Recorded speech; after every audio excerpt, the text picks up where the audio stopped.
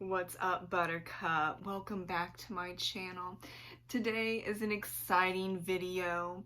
It is a cover reveal video for my first book in the urban fantasy Midnight Detective Agency book series. That's very long. Obsidian Murders. Though, just before we jump in, I'm a little hot today. It's a little hot outside. The portable AC that I have is not working. So if I get hotter, like my cheeks get red, or even more red than they are, it's okay. I'm not gonna pass out.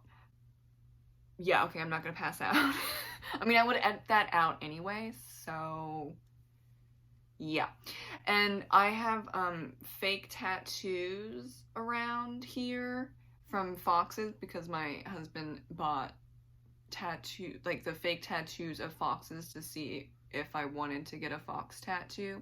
I'm still debating on that though, because tattoos are forever and I wouldn't want to get them removed, so I'm having a fun time with the fake tattoos. So I'm just letting that go out there.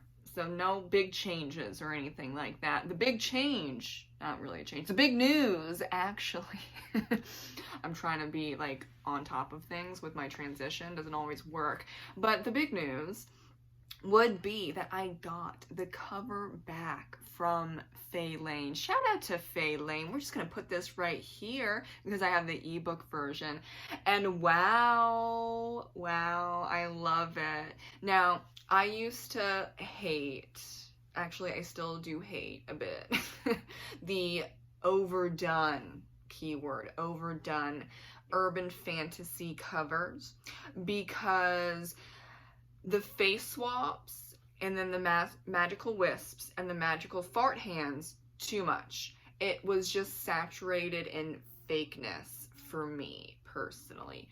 Now, the trend is, unless you're doing paranormal romance, which I'm not. This book has no romance. The book series does not have romance. It's what you would call all slaying, no laying urban fantasy. So no romance, that would mean it's not going to be a cover object.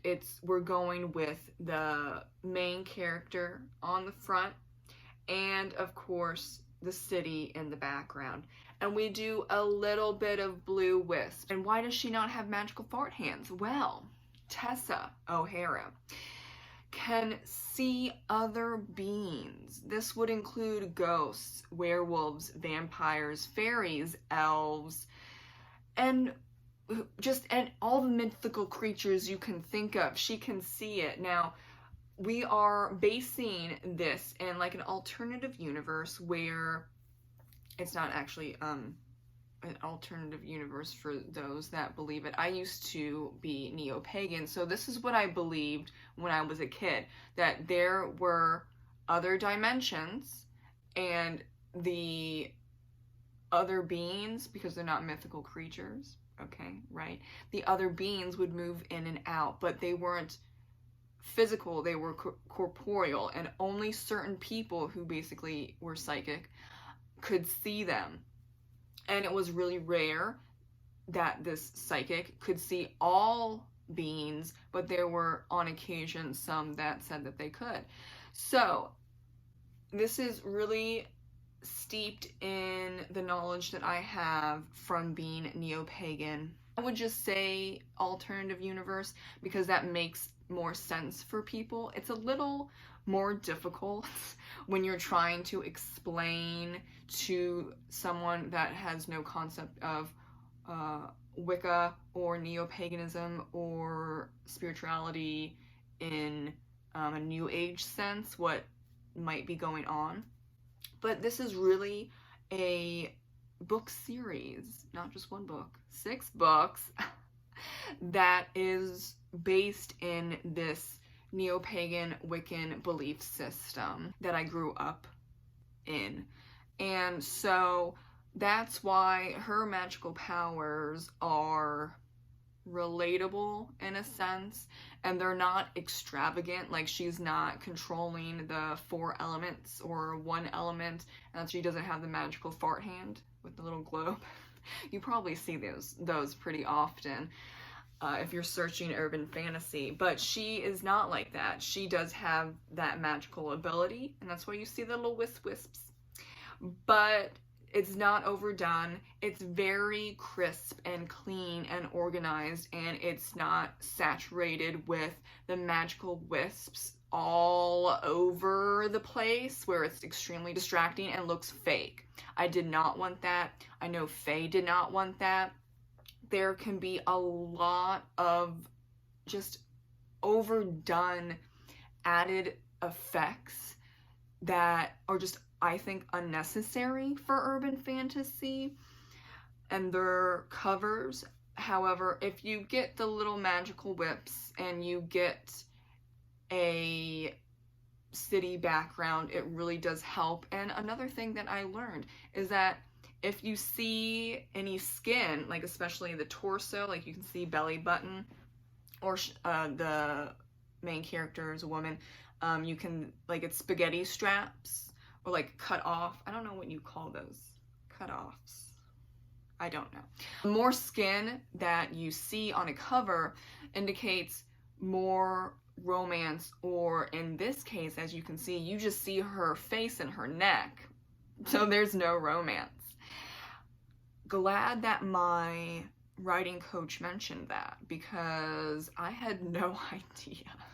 The urban fantasy books that I've read, they're actually mainly male characters, and I have read a few female character urban fantasy driven, and there was some romance, but it's not like what you see taking over the urban fantasy, which would be paranormal romance.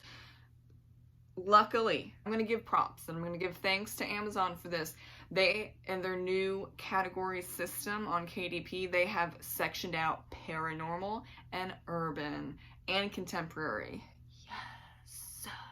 So, paranormal has their own thing going on. Don't go all up in urban fantasy section, please, because it's like, it's paranormal romance has taken over, and it's just, if you want urban fantasy and it has romance in it, that's good, but like paranormal fantasy romance is its own thing, and you can tell. Yeah, so stay in your category, please. So I think that is a great update, and it's just helping readers understand more of what's going on with the novel before they're even clicking into the sales page and seeing, I have a hair, and seeing what's the summary and the look inside and the categories at the bottom, and if there are any reviews or not. We want the right reader to pick up your novel, of course, right? You don't want someone that wants paranormal romance, but they read my book and there's no romance. It's not gonna happen, right? Maybe in the last novel, but it's not a thing. So we want to portray all slain, no lane, and a little bit of magic, but not magical fart hands, you know, type of book. And I think this captures it so well.